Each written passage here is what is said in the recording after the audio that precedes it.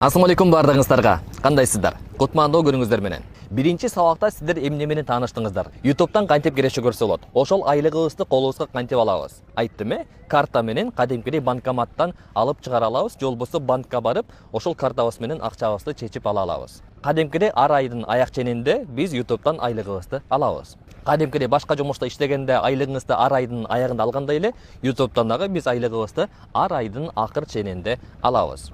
Эми улантсак, буга чейинки сабакта, экинчи сабакта сиздер YouTube'дан канал ачканды үйрөндүңүздөр. Эми мындан кийинки этап, албетте, каналды настройкалаш керек, жасаш керек, бүт жагын изилдеш керек. Ал боюнча мен детальдар менен курстун ичинде толук кылып көрсөтүп берем. Ал эми бүгүн сиздерге дагы пайдалуу нерсе менен бөлүшсөм. Биринчи сабакта мен сиздерге көрсөткөндөй квиз нишасы. Мындайча айтканда, угадай тап деген нишаны биз телефон менен кантип жасай алабыз. Биз телефонубуздун камерасын иштетпейбиз. Сиздики мейли iPhone болсун, мейли Redmi болсун, мейли Samsung болсун, ал нерсени телефонуңуздан жасай аласыз. Азыр мен көрсөткөндөгүдөй кылып туруп. Улантабыз. Бул жерден биз Chrome'га киребиз. Ушул жактан фон для видео 16:9 деп жазабыз. Анан кадимкидей картинки дегенди басабыз дагы, ушул жерден бир фонду жүктөп алабыз. Мисалы, кандай фон артына туура келет. Поиск бөлүмүнө дагы жазсак болот. Яркий, жарыгыраак болсун деп айталык, мына ошол фонду алалы. Басып туруп, сохранить фото дегенди тандайбыз. Андан соң чыгабыздагы CapCut приложениясын колдонобуз. Дал ушул CapCut приложенияда көптөгөн мүмкүнчүлүктөрү бар YouTube'га ролик салууда, ага монтаждоодо. Андыктан CapCut приложениясына киребиз дагы, новый проект дегенди тандап туруп, ошол жерден фото дегенди тандайсыз. Андан соң ошол сүрөттү жүктөйбүз. Эми, ушул жактан караңыздар. Бизге дароо форматы 16:9 болду. Башкача айтканда, биз YouTube'дун форматын тандадык. Кайра ушул жактан эч нерсени өзгөртүп жасоонун зарылдыгы болбойт. Эми, ошол жерден бизге сүрөттөр керек болот. Кандай сүрөттөр дегенде, аны дагы биз Google'дан издеп табабыз. Мисалы, алгач биз Google переводчикке кирели, анткени текстти жазышыбыз керек. Эгерде сиз тил билбесеңиз, көп адамдардын YouTube'га келип сураган нерсеси, мен англис тилин билишим керек дейт. Жок, керек эмес. Кадимкидей Яндекс переводчик, Google переводчик, DeepL переводчик колдоно берсеңиз болот. Киребиз. Англиский кылабыз. Ошол жактан угадай из какого это фильма деп туруп айттык. Андан соң ошону көчүрүп туруп, биз буну кадимкидей текстке жазып чыгабыз. CapCut приложениясына кайрадан киребиз. Текст дегенди тандайбыз. Мисалы, карасак, арткы фон бир аз кара болуп калган, мындай карамтыл болуп турат. Эми ушуну келиңиздер ушул жерден эле жарыкты берип коелу. Албетте, өзүңүздөр кааласаңыздар Google'дан жарык сүрөттү жүктөсөңүздөр деле болмок. Мен бул жактан ушул вариантты тандадым. Бирок ушул жерден дагы сиздер Google'дан сүрөттү ак фондо деле тандап жүктөсөңүздөр болот. Настроить дегенди басам, яркость дегенди алып туруп эле, мынакей көбөйтүп койдум. Эми биздин фонубуз жарык болуп калды. Караңыздар, биздин сүрөтүбүз болгону 3 секунд болуп турат. Аны дагы мына ушул арт жагын басып туруп, бери көздөй оң жакка тартсак, кадимкидей чойлат. Биз каалагандай өлчөмдө мына ушинтип чоңойтуп кеңейте алабыз. Биз мисалы видеону 1 мүнөттүк кылып жасай турган болсок, анда 1 мүнөттүк отрезакты тандайбыз өзүбүзгө. Улантабыз. Ушул жерден текст дегенди басабыз. Кайрадан көрсөтөйүн. Аркага кайтып туруп, мынакей, назад. Көрдүңүздөр, астында текст деген жазуу турат. Ошону басабыз. Добавить текст дегенди тандайбыз. Азыркы биз буга чейин переводчиктен копия кылганды кайра эле ушул жерге коебуз. Шрифт дегенди тандап туруп, өзүңүзгө жаккан бир шрифтти тандаңыз. Мисалы, мен ушуну тандайын. Стили деген жерде кара түстү тандайын. Балким сары түстү дагы тандасам болот. Жок, болбой калат экен. Мына ушул түстү тандасам болот. Бул жерден тени дегенди тандап туруп, кара көлөкөнү тандасак болот. Мынакей. Бир аз айырма кылып туруш үчүн. Ошондой эле бул жерден кааласаңыз фон жана башка көптөгөн функцияларын колдонсоңуз болот. Мисалы, кээ бир адам атайын мына ушундай фонду колдонушат. Артын башка түскө боеп туруп. Көрдүңүздөрбү? То есть биз телефондун жардамы менен бардык видеодогу процессти өзүбүздүн монтаж ичинен кыла алабыз. Көрдүңүздөрбү? Бир эле ушинтип даярдап колуңузду көндүрүп алсаңыз, кийинкилерин даярдоо кылуу жеңилге турат. Андыктан мени менен чогуу практикалык сабакты CapCut'ка киресиз, улам сабакты көрүп, мен кайсыл жерин бассам, ошону кылып кете бериңиз. Мына ошол биз азыр жасап аткан нерсе сизге YouTube'дан айына 50 000 сом, 100 000 сом киреше көрүүңүзгө себеп боло алат. Анткени кээ бир адамдар мисалы өзүнө серьезно карабастан, эми ушундан акча таптымбы, кантип ушундан киреше болмок эле деши мүмкүн. Бирок сиз карасаңыз, YouTube'да миллиондогон ютуберлер бар, миллиондогон канал ээлери бар. Алар кадимкидей YouTube каналын жакшылап өстүрүп, андан киреше көрүп, эч кимден көз каранды болбой, каалаган жагда эс алып, саякаттап жашап атышат. Ошондой адамдардан эмнеңиз кем? Керек болсо мектептеги школьниктер, окуучулар дагы кадимкидей кирешесин көрүп, айына 100 000 сомдон кирешесин алууда. Болбосо алар Instagramга чыгып, бир нерсени сатып, үйрөтүп, окутуп мындай кылышпайт. Андай билими жок. Мен өзүм 5 жылдан бери мугалимдик кесипти аргалап келем. Ошол себептен бул нерселердин баардыгы мен үчүн кыйын эмес. Бирок башка адамдар камерага сүйлөй албашы мүмкүн, эркин өзүнүн оюн айта албашы мүмкүн, туурабы? Жана андай адамдар үчүн үй шартында өзү билген абалда каалагандай графикте, кааласа күндүз, кааласа түнү, кааласа кеч, кааласа кайсыл күндү деп белгилесе дагы ошол күнү өзүнө убакыт бөлүп иштей алат. Анткени сиз кайсыл жерде болгондугуңуз маанилүү эмес. YouTube'да сиздин көрүүчүлөрүңүз башка өлкөдөн болуп, ошол жакта жарнама коюлса, ошол жактан акча түшө турган болсо, демек сизге түзмө-түз кирешеңиз түшө турган болот. Биз роликти Кыргызстан үчүн жасабайбыз. Мен азыр сиздерге көрсөттүм, балким ушул нерсени сиз өмүрүңүздө биринчи жолу көрүп аткандарсыз. Бирок чынында мына ушул сабактагы сиздер үчүн түзмө-түз инструкция катары болуп атат YouTube'дан киреше көрүүгө. Албетте, акысыз маалыматта мен сиздерге ушунчалык билим менен бөлүшүп атам. Эми элестетип көрүңүз, биз акылуу сабагыбызда сиздерге эмнени бере алабыз. Жалпылай премиум тарифтин сабактарын эле караганда 110 сабактан ашуун сабактар бар. Ушундай практикалык, жакшы, пайдалуу сабактардан. Мисалы, YouTube'ка сиз өзүңүз билип эле каалагандай роликти жүктөй бербейсиз. Өзүнүн эрежесин сактайсыз, баардыгын туура кылышыңыз керек, жазууларда, оформлениясинде, профилди коюуда, жазуу баардыгын иреттерин кылганда. Мен азыр сиздерге колдон келишинче акысыз маалыматта дагы көптөгөн пайдалуу маалыматтардан берип калсам деп атам. Кантип каналдан киреше көрөбүз, кантип канал ачабыз жана кандай ролик тартабыз. Керек болсо роликти кандай роликти тартабыз эмес, монтаж этабын дагы көрсөтүп берип атам. Андыктан сиз өзүңүзгө ойлонуп карап көрүңүз, качан мүмкүнчүлүгүңүз болгондо мен өзүм мына ушул азиреттен билим алып окуйм деп ниет кылып коюңуз. Ага чейин мына ушул акысыз маалыматтар менен дагы таанышып, өзүңүзгө ушуну колдонуңуз жашооңузда. Улантабыз, ушунун секундасын дагы тандайбыз. Мисалы, 12 секунд деп койдук. Артындагы мынакей, ушундай кылып жасадык. Эми бул нерсе, мынакей, угадай из какого это фильма дедик. Туурабы? Эми бул жактан биз атайын персонаждарды коюп баштайбыз. Мисалы, Молот Тора, Мёльнир. Бир аз күтүп туралы, сапаты жакшы болсун. Караңыздар, биз сүрөттү жүктөп атканда сөзсүз түрдө PNG деп жазыңыздар. Анткени арткы фону жок кылып алсак, анан биз монтаждан койгондо артындагы фону жок болуп жүктөлөт. Мынакей, бул сүрөттүн артындагы фону жок деп чыгарууда. Биз азыр алабыз дагы, анан ушул жерге коебуз. Астына түшөбүз. Наложение деген кнопканы басабыз. Добавить наложение деген кнопканы басып туруп, азыркы сүрөтүбүздү коебуз. Мынакей. Көрдүңүздөрбү? Арткы фону жок болгондугу үчүн сүрөт 4 бурчтук болбостон мына ушул молоттун өзү коюлду.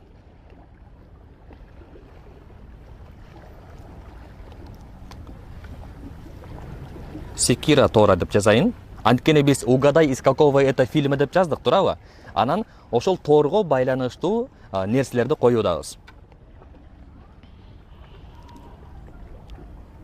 Так, бул сүрөт бизге жарабайт.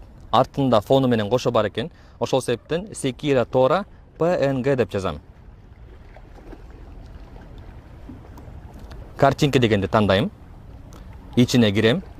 Эгерде арткы фону жок болсо, демек шахмат сыяктуу мындай формага ээ болуп калат. Азыр бул жактан арты аппак эле болуп турат, демек мында арткы фону бар деген сөз билдирет. Биз арткы фону жоктон жүктөп алабыз. 1-2 издеп туруп, эгерде таптакыр чыкпай атса, анда колубуз менен эле өзүбүз арткы фонун ала алабыз. Улантабыз. 1-2 вариантты карайын.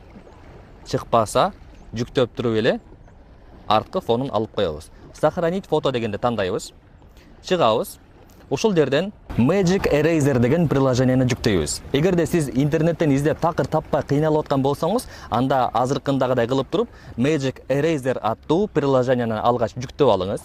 Сабакты паузага коюп коюңуз, жүктөп келип туруп, анан сабакты улантыңыз. Сөзсүз түрдө, жөн гана азыр көрүп алайын, анан кыла берем дебеңиз. Азыр ушул жерден кылып кетсеңиз, өзүңүзгө пайдалуу болот. Колуңузду көндүрөсүз. Улантабыз. X дегенди басып коебуз. Эч кандай подписка болуунун, акча төлөштүн кереги жок. Ошол жерден попробовать удалить фон дегенди басабыз. Новый дегенди тандайбыз. Азыркы сүрөттү жүктөйбүз. Готово дегенди тандаганда, мынакей караңыздар, арткы фонун алып берди.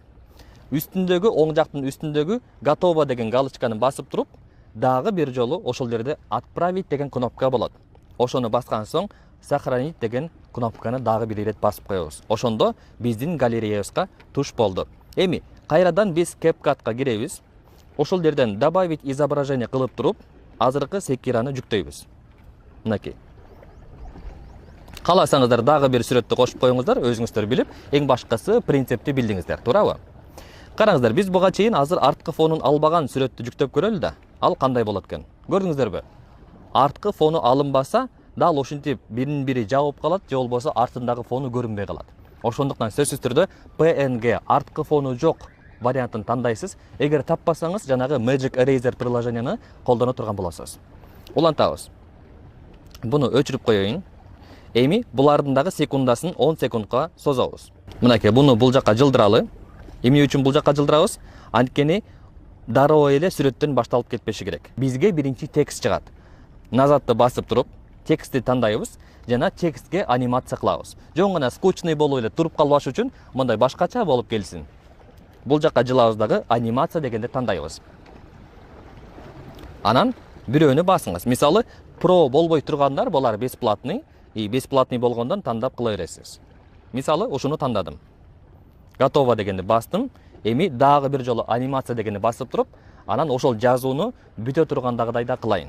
Биз азыр башында ввод дегенди тандадык, эми вывод дегенди дагы кошо тандайлы. Басабыз чогу. Pro дегенден башкасын тандайбыз. Бирөөнү тандадым. Көрөбүз. Мынакей, жазылып бүткөн соң азыркы сүрөттөр чыкканы жакшы. Ошол жерден наложенияга киребиз дагы, азыркы сүрөттөрдү мындайракка жылдырып коебуз. Эми кааласаңыз, бул сүрөттөр дагы жөн гана чыгып келбеш үчүн биз өзгөчө кылып буларга дагы анимация берсек болот. Бул жерден анимация дегенди тандайбыз. Окшош эле бирөөнө кандай кылсак, тигилерге дагы ошондой стилде кылышыбыз керек. Анткени чаржайыт, каша, башаламан болуп кетсе, ал дагы окшошпой калат. Бардыгы бир стилде болсун. Сөзсүз түрдө CapCut'ты колдонуп атканда интернетти жандырып алыңыздар. Анткени кээ бир функциялар жүктөлүнбөгөн болсо, сизге ачылбай тура берет. Мынакей, затемнение дегенди басабыз. Бул жерден вывод дегенди дароо тандап кетели. Мынакей, тандадык. Астына дагы мына ошол эле азыркы кылган нерсени жасайбыз.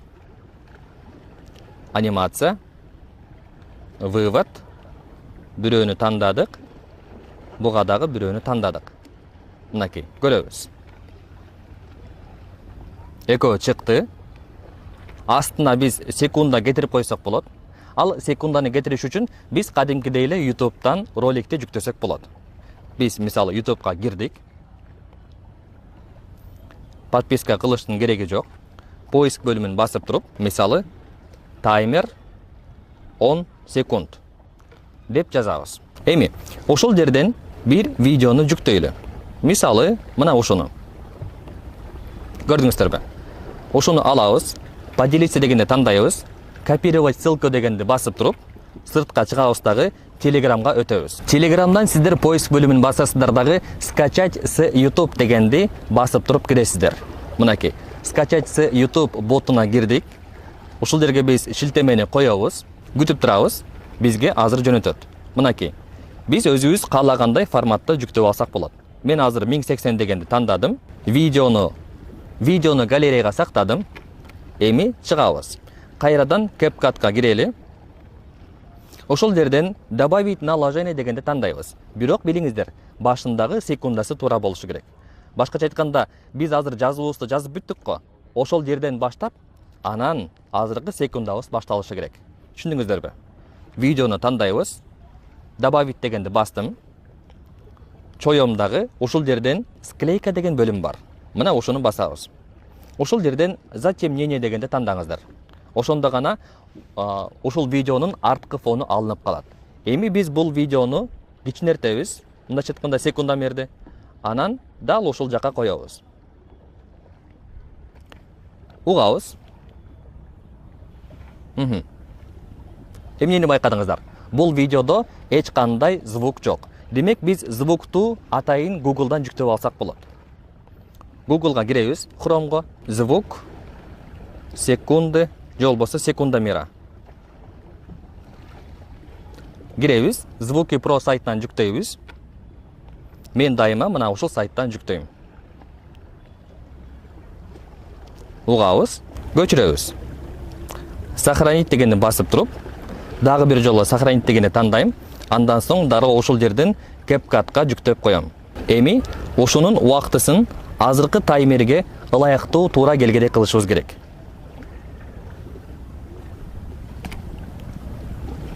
Мынакей. Мен азыр силерге запись экрана кылып көрсөтүп берип аткандыгым үчүн мага бул видеодогу звуктар таптакыр угулбайт. Бирок дал ушундай ыкманын жардамы менен биз ушул секунда анык кетип аткандыгын, же болбосо видео живой болуш үчүн эң маанилүү болгон бөлүк бул анын звугу. Звугун жакшы чыгарып көрсөтүп бере алган болсок, бардыгын живой кылып, анан ошондо ушул видеолорубуз красочный, яркий, динамичный, кызыктуу боло турган болот. Анан албетте ушинтип 10 секунддук видеолордо угадай деген ниша эмне үчүн азыркы учурда популярдуу, күчтүү, жакшы кетип атат? Анткени адамдар олтуруп аягына чейин көрүшөт. Олтуруп мынтип конкурста катышып аткандагыдай кызыгып адамдар ушул видеону аягына чейин ушул видеону жактырып көрүшөт. Анан олтуруп алып туруп, мисалы бул нерсе кайсыл кинодон деп туруп биз айттык, туурабы? Анан секунда бүткөндөн кийин булар жоголду. Ушул жерден биз жоопту беришибиз керек. Жоопту бериш үчүн азыркындагыдай эле кыласыз. Мисалы, бул жакты бастык, кадимкидей Тор деп туруп эле жазабыз. Болду. Картинка дегенди тандайбыз. Кааласак PNG деп жазып коелу. Эми бир сүрөттү тандайбыз. Мисалы, ушул сүрөттү басабыз, сохранить кылдык, кайра кайтабыз дагы. Ушул жерден, мына ушул секундтан кайрадан биз добавить наложение кылабыз. Фотого кирип туруп, ушул сүрөттү тандадык. Көрдүңүздөрбү? Ушул жерге текст менен дагы кошо жазып койсоңуз болот. Тор деген англисче жазууну дагы. Анан албетте секундасындагы бир 4-5 секунд кылсаңыз болот. Жоопту адамдар алды, анан дароо кийинки этап ушундай эле кетет. Эми ушундай түрдө сиз 1 мүнөттүк роликти жасадыңыз, анан YouTube'га салдыңыз. Болду. Ушуну менен сиздин бир күндүк ишиңиз аяктады. Башында колуңуз көнгүчөктү 2 саат, 3 саат кетиши мүмкүн. Бирок мындай 1 мүнөттүк роликтерди жасоого кийин бара-бара 20 мүнөт, 30 мүнөт убактыңызды жумшай турган болосуз.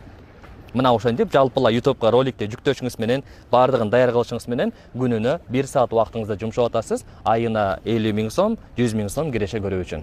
Бүгүнкү биздин сабагыбыз аягына чыкты. Келерки сабактан көрүшкөнчө сак саламатта туруңуздар.